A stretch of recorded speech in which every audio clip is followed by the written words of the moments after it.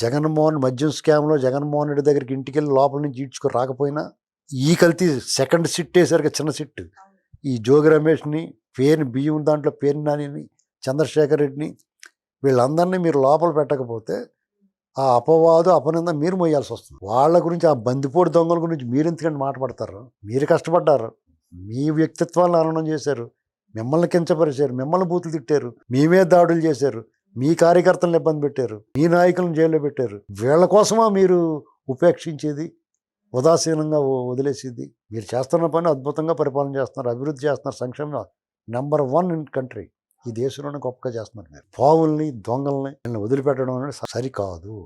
మీరు వదిలిపెట్టారని అంటే ఇంకా టైం ఉందనుకుంటున్నాను. కాదండి, ఇప్పుడే వేసేయాలండి, టపార్మని బుట్టలో పెట్టేయాలండి. లేదనుకోండి ఈ పిల్ల పావులు ఇంకా వస్తూ ఉంటాయి, మాట్లాడుతూ ఉంటారు. వాళ్ళు యాక్టివ్ అయ్యారు. వాళ్ళ పేరోల్స్లో ఉన్న జర్నలిస్టులు, జర్నలిస్టులు, కుల సంఘాలు చూసారా ఎలా వచ్చి మాట్లాడుతున్నాయి? కుల సంఘాలు సంబంధం లేని విషయాల్లోనే. బస్ యాక్సిడెంట్, హృదయ విదారకమైన ఘటన జరిగితే దుర్ఘటన, దాని మీద మద్యం, కల్తీ మద్యం అని, బెల్ట్ షాపులని ఎలాంటి మాటలు మాట్లాడుతుంది? దీనికి కారణం ఏంటి?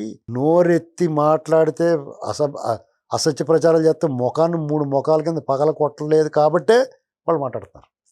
వీళ్ళ విషయంలో మీరు అందంగా కోర్టులు చెప్పినట్టుగా 41A నోటీస్ ఇచ్చి 2 సార్లు కూర్చోండి, విచారణ చేసి కూల్డ్రింక్ ఇస్తే వాళ్ళు చెప్పిన మాట అంటారు. వాళ్ళు జరగాల్సిన మర్యాదలు శివాజీ ట్రీట్మెంట్ అంటారు దాన్ని. అది చేసి ఎల్లిడోట్ పౌడర్ రాసి పంపిస్తాం. ఇక్కడ మళ్ళాడు మీరు జైల్లో పెట్టిన వాడిలో పరివర్తన, పశ్చాత్తాపం కలగకపోవచ్చేమో కానీ వాడి పగిలినప్పుడు మాత్రం చచ్చినట్టు నోరు మూసుకుని ఉంటాడు.